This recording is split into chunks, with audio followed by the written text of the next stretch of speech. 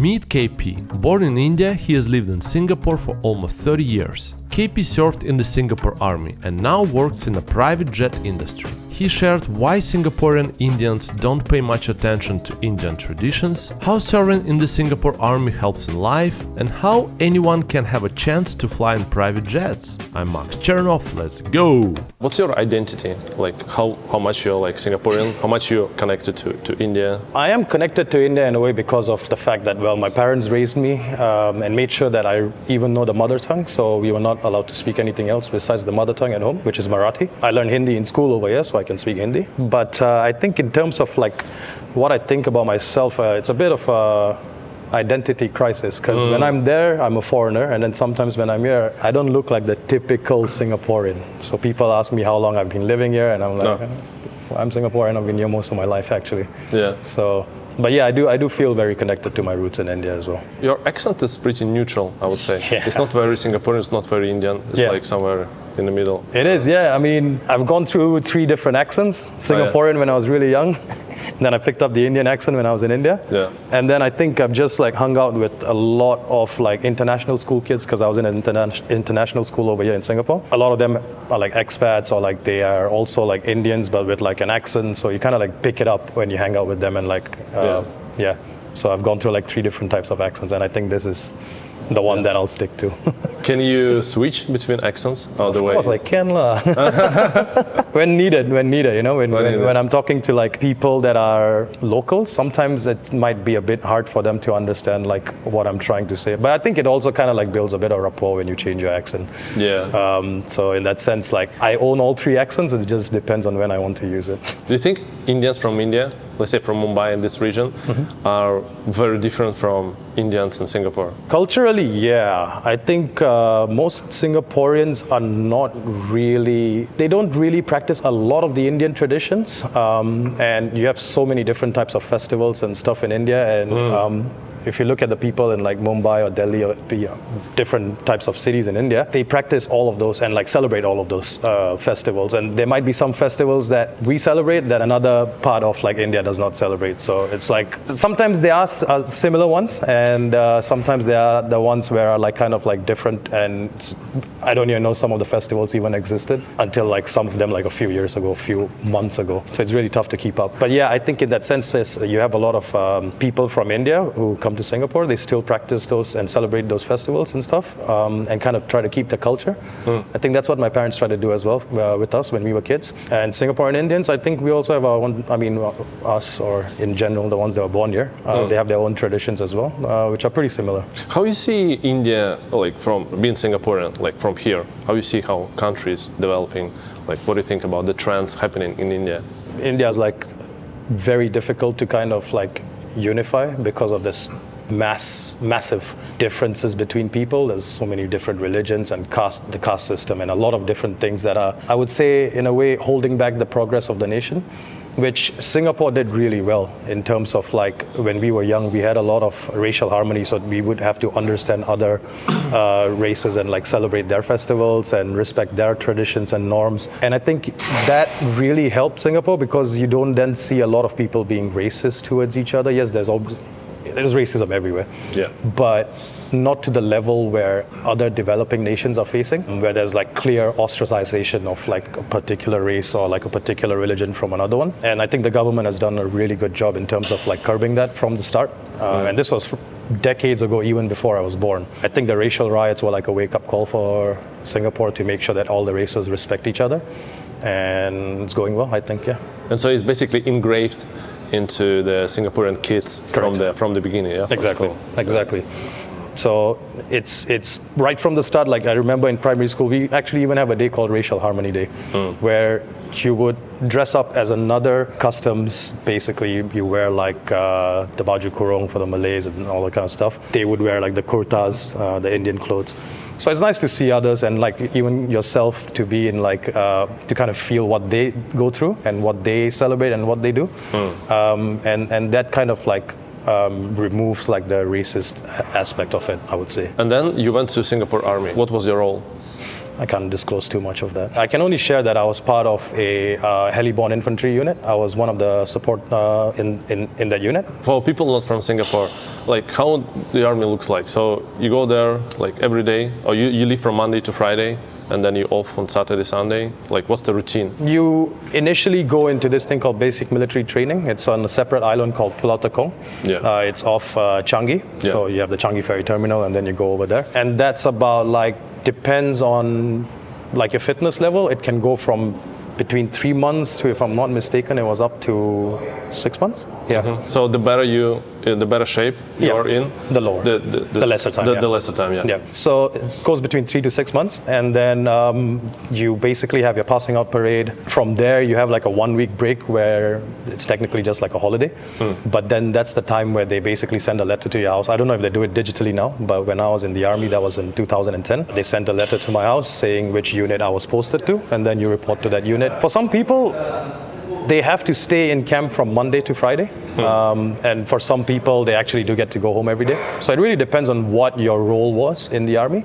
I had to stay in until I actually tore my ankle ligament.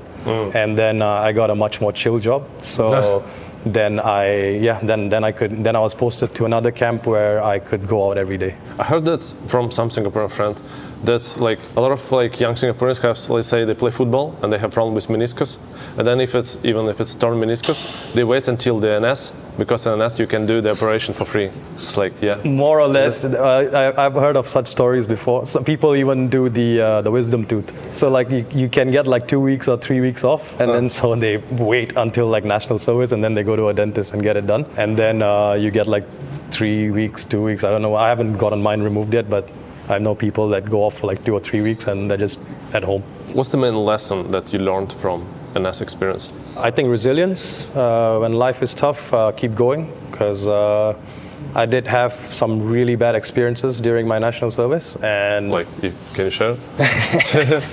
Well, everyone has like one officer that they don't really like so much. This one in particular was kind of trying to make my life difficult, so to speak. So when I left, I was really happy, but surprisingly enough, I thanked him afterwards a couple of years later when I went through like a bad time in life. And he was there to speak to me. I hated him when I was in national service, but after that, he still speaks to me. I still speak to him once in a while, just to keep up with him and catch up with him. But I really thank him for like what he's done for me, and I will always forever be grateful for the lessons he taught me, because I don't think he did it out of like spite. He didn't hate me. It was more because of the fact that, well, he just wanted me to become a better person. And there were times when I was like a bit of a notorious guy. I think the boarding school only reduced a little bit of it, not all of it, but the military reduced it even more. So this is the Bombardier Service Center. Yeah. And basically this is where they do a lot of like the service work on all the jets that fly in from different parts of the world. So everything from like your refurbishments internally, and basically whatever is needed to like service the plane can be done over here. Yeah. In fact, the funny thing is there was once when I came to this hangar, it's a couple of months ago, right when I started my job, they told me that they have all the parts available to make an entire plane. Wow. What do you actually do, and why does the private jet just behind you? What I do basically is kind of charter flights for people who would like to use them. So if, let's say, for example, you're going from Singapore to Kuala Lumpur, I would speak to the operators in Singapore to see if there's any jets available for my client to fly from Singapore to Kuala Lumpur. And basically, that's my job, more or less, in a nutshell. Being in a private jet environment is kind of very sexy and very like a dream job for people. When they hear it, it's so cool. Yeah, I mean, people find it really sexy what I do. It gets a lot of attention for sure, but at the end of the day, it's just another job. So it's not like sexy, like in your eyes. Yeah. Like, what do you think? It's nice. I mean, I do. The people that I deal with are like the people that we hear about on a day-to-day basis in the news and things of that sort. Our company in general, we do deal with a lot of, within Europe and North America, celebrities and businessmen and all those kind of people. In APAC, you don't really have a lot of celebrities that we deal with per se, it's just the market is like that per se. But we do deal with a lot of businessmen, politicians, and people of those sorts. So these are the people that, well, sometimes you hear about them in the news, and you kind of have to use that news to your advantage at sometimes clients and see if you could potentially offer something to them. What was the most fascinating meeting with your clients or someone you met through this job, through this world? I met one of the most richest Singaporean guys over here, of course, in Singapore. He's on the top 10 list. His question to me was, why would I want to spend so much money flying on a private jet if I could just charter Singapore Airlines? I mean, I could just go on Singapore Airlines first class. And that's where I think our knowledge and kind of experience comes in hand, is that we tell them flying on a private jet is nothing other than buying you time. You can take off whenever you want, and the process is very smooth. You show up about 20-25 minutes before your flight takes off. You go into the lounge, chill out, have a drink or whatever, and then you go straight to immigration. A van picks you up, drops you off at your jet. Everyone is in, door closes, and you're off.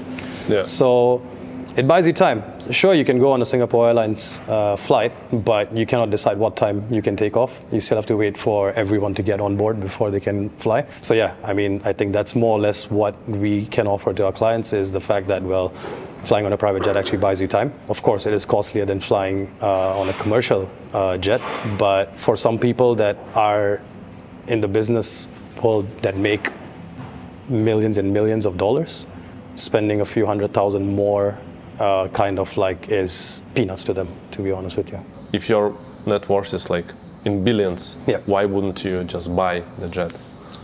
Depends. I think some of them purely because they don't really see the value in purchasing a jet, and I think that they're okay with it.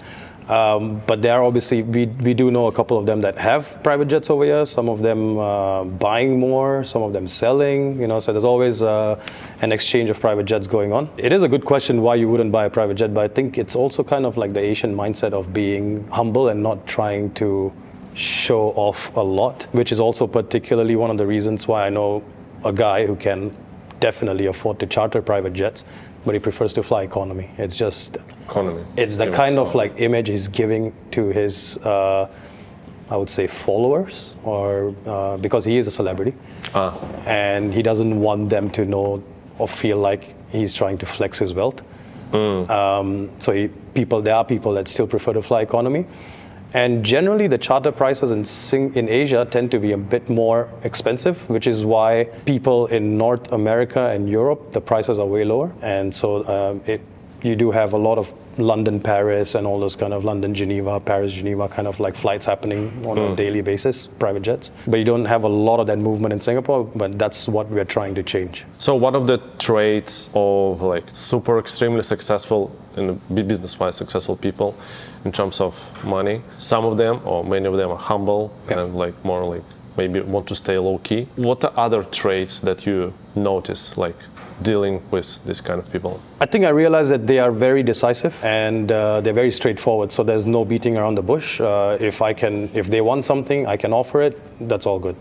If I can't offer it, they're just going to find someone else straight away. So relationships really do matter in this industry because it's not impossible. Because the thing is, you don't really need a license to be a broker. I'm just connecting person A, and I'm connecting him to the service that we're selling, which is private jet charters. You could do it independently if you want. But at the end of the day, it's your reputation and your credibility. So if your clients like you, no matter where you go, they'll go with you. They're not going to stick to the company. They're going to stick to you. Yeah. So relationships really do make a big difference. But I realized that, and so they do try to get to know you on a personal level. I've noticed that, just to see what you are as a person. So I've been asked a lot of personal questions by my clients. Really? Yeah, a lot. Like, are you dating? Are you single? Are you? Yeah. And it's fine. I mean, it's nice for me to like kind of become a friend with them as well, because that's the whole point of it. Even if I don't make a sale with them, I do know that I have someone that I could rely on eventually, and if I need something, they're more than happy to help me out. Was it the case sometimes when you like talk to someone and he or she doesn't look like they have money at all, and then you realize, oh, they are like in their like millions or billions? Absolutely. In fact, those are the ones that I always get shocked by. I once met someone who wanted to inquire about chartering a private jet. You would think someone that is asking to fly from different cities and eventually potentially going to spend millions of dollars on it would be dressed up in a very maybe flashy way or more sophisticated or not, whatnot. He just came in a t-shirt and shorts and slippers. It was just a simple Adidas t-shirt. You always make judgments when you see a person at face value, right? I didn't think that he didn't have the money. In fact, I knew that he had the money, but I respected the fact that he was not flaunting it. And the fact that he was trying to keep it as low-key as possible, which is what I was saying. People in Asia tend to be more humble, whereas people in like North America and Europe, not saying they're not humble, but it's like once they hit a certain income level, it's a step up straight away from first class to privates only. So, but in Singapore, or I mean in Asia in general, you have those people who can't afford to even purchase a private jet, but still prefer to fly economy. How much income or like net worth you should have to upgrade from, let's say, first class to private jets? If you're flying regularly to North America, you're probably going to spend close to $300,000 US just one way on a private jet. Yeah. So for that, and that's just one flight. So for that, I'll probably say you need to be at least $50 million worth for that. But if you're just going to be like flying around Asia, as you're not going to spend $300,000 US. For that, I guess maybe someone who even has $10 million can do it. We have, well, basically these are all Bombardier jets. These two are the Global 7500s, which are currently their latest private jets in the market. What's the price for them? Well, depending, I think market price between 75 to 80 million US dollars for purchase. If I want to fly, let's say from here to Bangkok charter, how much would it be? On this one? Yeah, like roughly. Rough estimation, I would probably say about 80 to 90,000 US dollars. Because it's a massive jet, that's why. These are the latest ones that Bombardier has manufactured. What's the cheapest charter that you sold? Well, we have this thing called empty legs. It's something that we try to promote to our clients. And basically what that means is like, let's say, for example, my client's in Kuala Lumpur and the jet is in Singapore. It has to fly from Singapore to Kuala Lumpur to pick up the client and then fly back to Singapore to drop him off or her off. When it flies from Singapore to Kuala Lumpur, it flies what we call as empty, and that's called an empty leg. And they fly at a loss because there's no paying customers. So a lot of these companies that charter companies, what they try to do is they try to sell these at a heavily discounted price for what might cost you about 20,000 US dollars to fly there. The cheapest I've seen from Singapore to Kuala Lumpur on an 8-seater was about $4,000 for the whole flight. Nice. So that's about $500 per person. So it makes sense if you have like 8 people and you go as a group. Yeah. I mean, if it makes sense to you to just spend 4,000 and go by yourself, you can. But like if I was to bring my mates and stuff, then it's cheaper than business class, if I'm not mistaken, to fly to Kuala Lumpur. So we do try to promote that as much as possible. We have gotten inquiries in the past for that. So as of late, we haven't really seen a lot of movement out of Singapore. But around Asia, you do have a lot of empty leg flights that are being marketed to the general public. What if we have, like, say, someone in our audience who want to try, like, let's say, charter? They, let's say, they have money. They, let's say, they fly business, like, most of the time. Not first class, not economy, like, let's say. And what would be the selling point for them, like, to try charter? I think it's a unique experience that you get on board. I'm pretty sure a lot of people have seen it in movies and music videos and things like that, what it's like to be in a private jet. Sometimes it is like that, sometimes it's not. You know? But I think if someone wants to experience that and if they know that they can basically afford to pay that kind of money, more than happy to like take any kind of like queries from your viewers and see how we can help them out. Sure. Can they get any like special discount or special conditions if they, let's say, mention Max Chernov? I'll try to do something. It really depends on what we can offer to them. There's a lot of things that we can offer, different types of catering, different types of, I don't know, maybe bottle service, alcohol, anything of that sort, if anyone wants that, you know? Like as a bonus. Yeah. Exactly, yeah. So we could try to like push that in, and I guess this is something that I'll need to go and work out and see if it makes any kind of sense costing wise. I can try and see if I can work something out for you guys. Guys, if you like this video, watch the next one featuring a British entrepreneur in Singapore who found a way to make millions by investing in whiskey casks. See you there.